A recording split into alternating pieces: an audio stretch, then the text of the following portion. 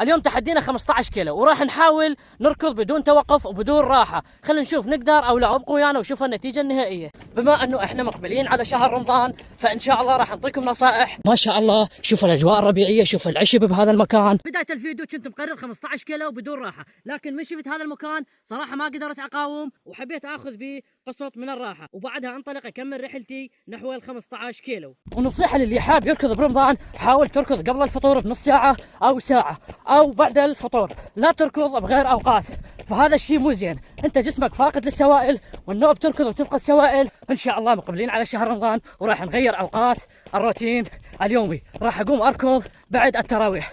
اللي حاب يركض وياي او نسوي مجموعة ونركض سوية. الحمد لله كملنا 15 كيلو، لكن احنا قلنا ما نتوقف او ما نرتاح، واحنا توقفنا وارتاحينا، بس الحمد لله انا كملنا ال 15 كيلو. والسلام عليكم ورحمة الله.